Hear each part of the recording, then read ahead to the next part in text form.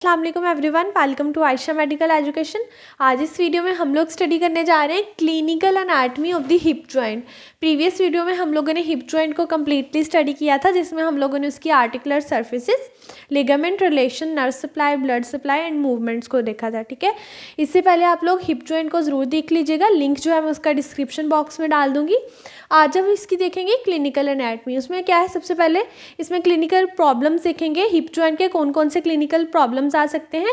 सबसे पहले हम देख लेते हैं कौन कौन सी बोन्स आएंगी हमारे पास। हिप जॉइंट कहाँ बनता है, पेल्विक बोन का पार्ट, हिप बोन का पार्ट जो एसिटाबुलम है उसके साथ कौन आर्टिकुलेट करती है, फीमर का राउंडेड हेड। ठीक है, और क्या बनाती है, बाल एंड सॉकेट जॉइंट। सॉकेट की तरह कौन एक्ट करता है, एसिटाबुलम जो कैविटी है वो, और बाल की तरह कौन एक्ट करता है हमारे पास, फीमर का राउंडेड हेड। ठीक है, कंजेनिटल डिसलोकेशन हो सकती है हिप जॉइंट की। कंजेनिटल मीन बाय बर्थ इसकी डिसलोकेशन हो सकती है हिप जॉइंट की।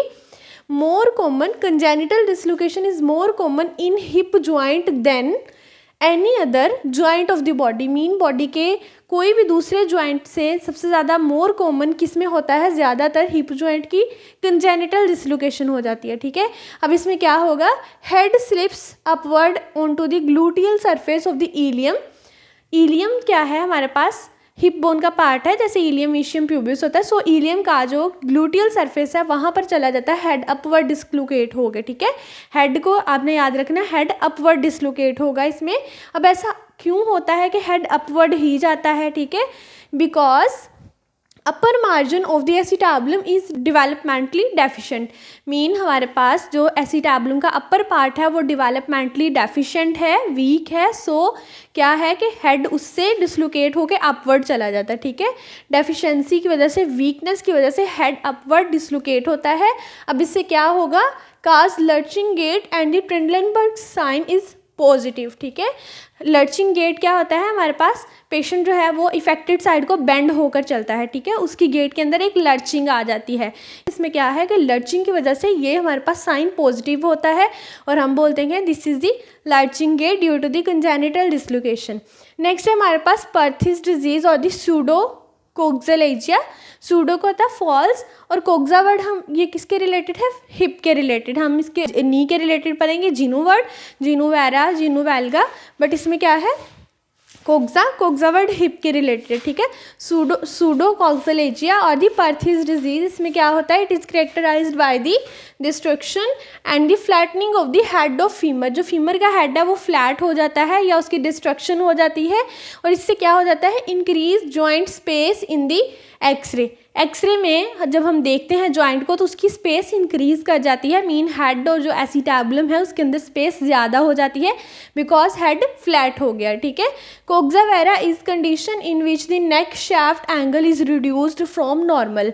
एक होता है कोक्सा वैरा, एक होता है कोक्सा वैल्गा। ठीक है, जो वैरा होता है उसमें एंगल रिड्यूस हो जाता है नेक और शाफ्ट का। ठीक है, और जो कोक्सा वैल्गा होता है उसमें एंगल इंक्रीज कर जाता है। इसको हम डायग्राम में देखते हैं।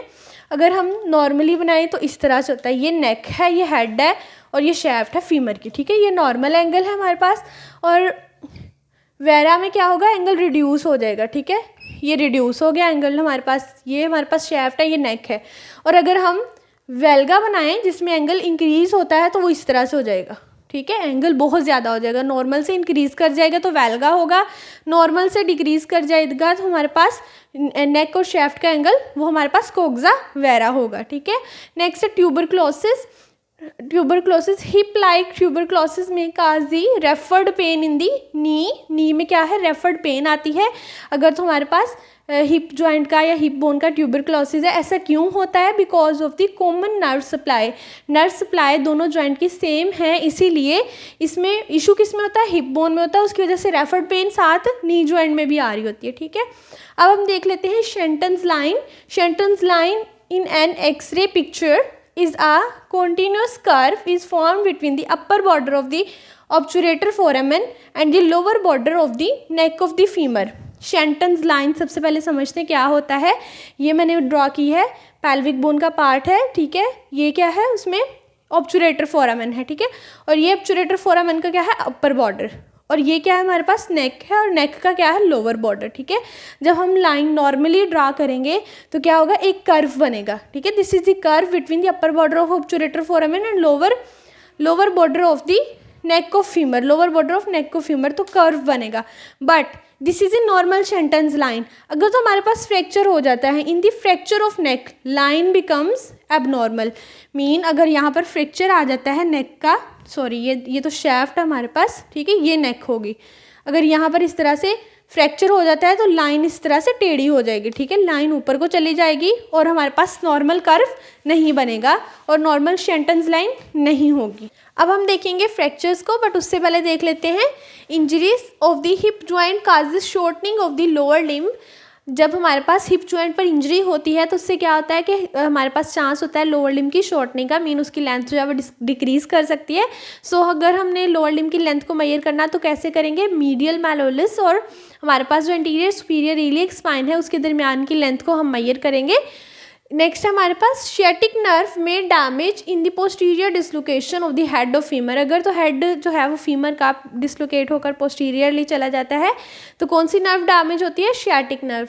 अगर आपको याद हो तो अपर लिम्ब में हमने देखा था कि जब हमारे पास शोल्डर जॉइंट की डिसलोकेशन होती है, ह्यूमरस का हेड डिसलोकेट होकर इन्फीरियरली आता है, तो वहाँ पर कौन सी नर्व का डैमेज होता है, एक्सिलरी नर्व का, ठीक है। सो लोअर लिम्ब में कौन सी नर्व का डैमेज होगा डिसलोकेशन की वजह से, शियाटिक नर्व का।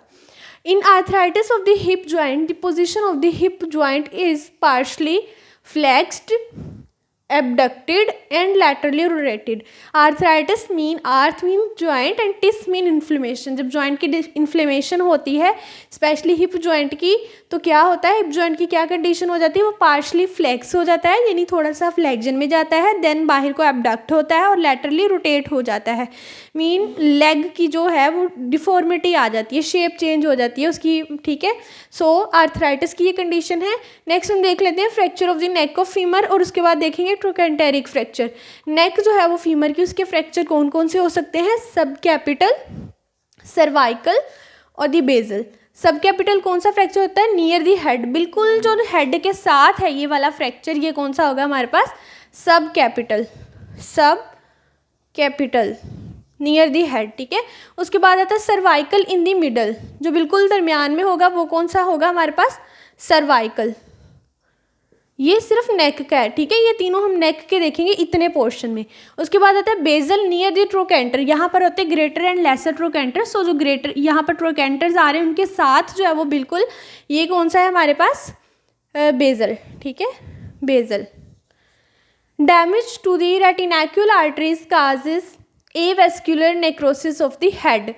रेटिनाकुलर आर्टरीज कौन सी होती हैं, जो आर्टरीज हमारे पास नेक ऑफ द फीमर को पियर्स करती हैं, इसमें एंटर करती हैं और किसको सप्लाई करती हैं, हेड को, ठीक है। यहाँ पर कौन सी आर्टरीज होती हैं, रेटिनाकुलर आर्टरीज।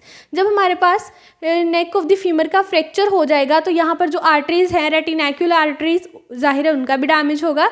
जब उनका डैमेज होगा तो उसकी वजह से जिसको वो सप्लाई कर रही है, किसको सप्लाई कर रही थी, हेड को, तो हेड की जब सप्लाई, ब्लड सप्लाई खत्म हो जाएगी तो उसकी वजह से एवेस्क्युलर नेक्रोसिस हो जाएगी, ठीक है, हेड की।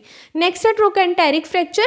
जो हमारे पास ट्रोकेंटर्स हैं उसके अराउंड या वहाँ पर फ्रैक्चर होता है तो क्या होता है, एक होता है इंटरट्रोकेंटेरिक फ्रैक्चर, एक होता है सब ट्रोकेंटेरिक। इंटरट्रोकेंटेरिक होता है between the ट्रोकेंटर्स, greater and lesser trochanter के दरमियान जो ये वाला फ्रैक्चर आ रहा है ये हमारे पास इंटरट्रोकेंटेरिक। सब ट्रोकेंटेरिक जो ट्रोकेंटर्स के बिलो है, ठीक है, यहाँ पर दोनों ट्रोकेंटर्स हैं उनके बिलो जो आ रहा है फ्रैक्चर वो कौन सा है, सब ट्रोकेंटेरिक फ्रैक्चर। ये थे हमारे पास fractures on the neck and the trochanters. If you understand this video so please like share and subscribe the channel. Thanks for watching.